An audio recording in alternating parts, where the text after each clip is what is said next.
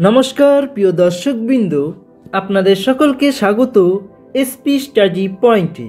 प्रिय दर्शकबृंद आज के आपनादेर साथे आलोचना हबे लेबानन केन देउलिया हलो। मध्यप्राच्येर एक समय समृद्धिशाली देश लेबानन आज देउलिया। 3 बछर धरे चलमान आर्थिक मंदा देशटिके आधुनिक विश्वेर अन्यतम भयाबह अर्थनैतिक पतनेर दिके ठेले दिएছে।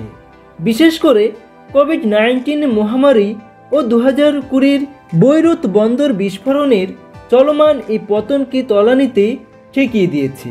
1916 সালে গোপন চুক্তি সাইকেস-পিক্ট এর আওতায় ফ্রান্সের নিয়ন্ত্রণে চলে যায় পশ্চিম এশিয়ার দেশটি।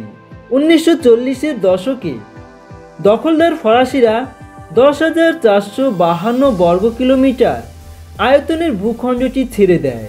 3 বছর ধরে চলে লড়াই। অবশেষে 1943 সালে স্বাধীনতা লাভ করে লেবানিজ প্রজাতন্ত্র নামে স্বাধীন সার্বভৌমত্ব রাষ্ট্রের আত্মপ্রকাশ ঘটে। লেবাননের অর্থনীতির মূল উৎস পর্যটন, আমদানি করা জ্বালানি তেলের উপর নির্ভরশীল অর্থনীতি। গৃহযুদ্ধের পর লেবানন পর্যটন খ্যাত বৈদেশিক সহায়তা, আর্থিক শিল্প প্রতিষ্ঠান থেকে আসা আয় উপসাগরীয় আরব দেশগুলির সঙ্গে সহযোগিতা অংশীদারিত্ব চালিয়ে আর্থিক খাতের ভারসাম্য বজায় রাখে, যা কেন্দ্রীয় ব্যাংকের রিজার্ভকে শক্তিশালী করার মধ্য দিয়ে রাষ্ট্রকে টাকার যোগান দেয়। এই রিজার্ভ ডলারের সবচেয়ে নির্ভরযোগ্য উৎসগুলির মধ্যে একটি ছিল।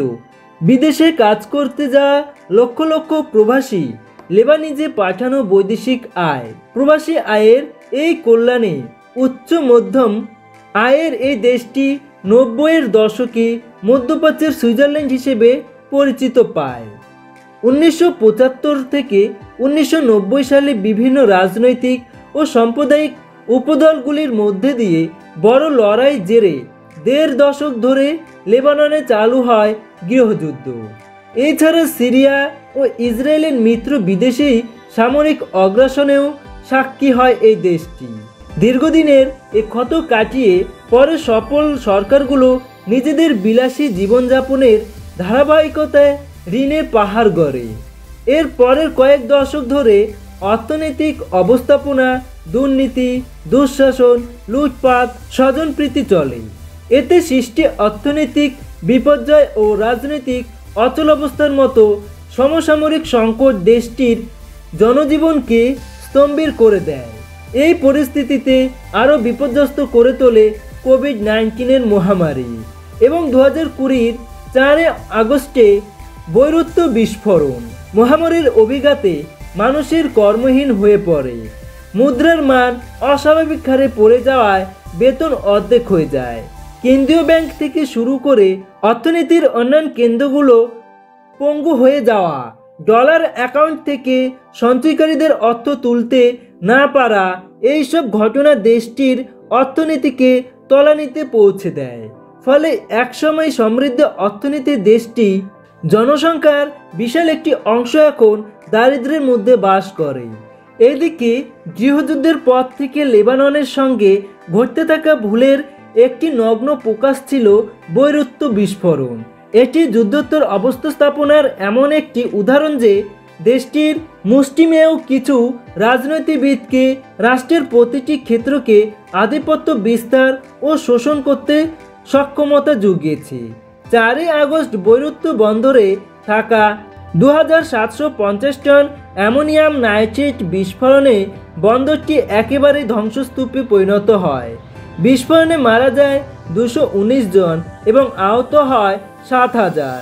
প্রায় 3 লক্ষ মানুষ বাস্তুচ্যুত হয়। 10 থেকে 15 বিলিয়ন ডলার আর্থিক ক্ষতির মুখে পড়েছিল দেশটি। ভয়াবহ বিস্ফোরণের প্রভাব মোকাবিলায় এখনও হিমশিম খাচ্ছে লেবানন। লেবাননের আর্থিক পতনের শুরুর গল্পটা এমন এক চিত্রকে তুলে ধরে যেখানে ঋণ করে মধ্যপ্রাচ্যের সুইজারল্যান্ড হিসেবে পরিচিত একটি জাতিকে পুনর্গঠন করতে গিয়ে অবস্থা স্থাপনার কারণে একটি সাম্প্রদায়িক অভিজাত শ্রেণী কিভাবে বিপদগামী হয়েছিল।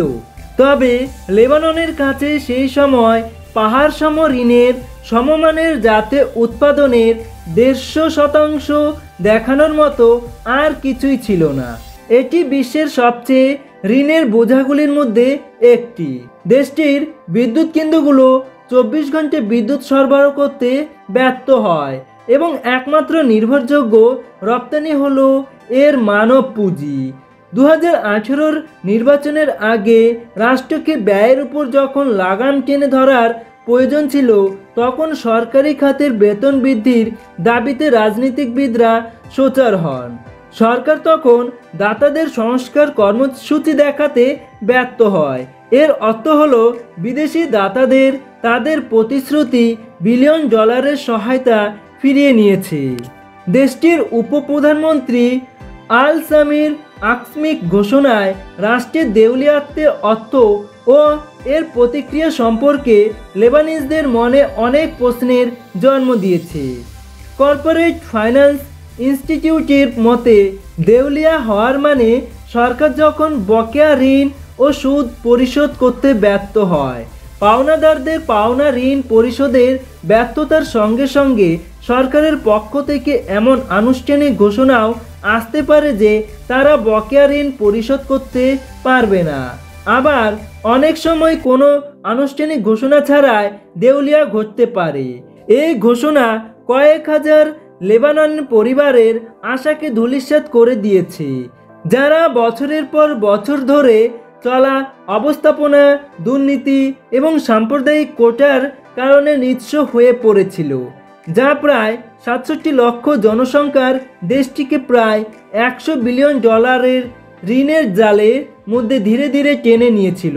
লেবাননের প্রধানমন্ত্রী নাজিব মিকাতির মাধ্যমে না দিয়ে উপপ্রধানমন্ত্রী সাদেহ আল সামি স্থানীয় একটি টেলিভিশন সাক্ষাৎকারের মাধ্যমে অপ্রত্যাশিতভাবে দেউলিয়ার ঘোষণা করার কারণেই এই প্রশ্ন উঠেছে। আইনি দৃষ্টিকোণ থেকে তারা সরকারি ব্যবস্থাপনা সত্ত্বেও আল সামির বিবৃতি লেবানিজ রাষ্ট্রের সরকারি অবস্থানকে প্রতিফলিত করে না। বর্তমান বিপদ যদি বাস্তবে হয়, তবে লেবাননের জনগণের কাছ থেকে তা প্রকাশ করা আবশ্যক। এটি অবশ্যই সংশ্লিষ্ট আন্তর্জাতিক কর্তৃপক্ষকে অবহিত করতে হবে, বিশেষ করে বিশ্বব্যাংক, আন্তর্জাতিক দাতাদের এবং সাহায্য ঋণ প্রদানকারীদের, যাদের কাছে লেবাননের বিদেশি ঋণের বিশাল পরিমাণ পাওনা রয়েছে।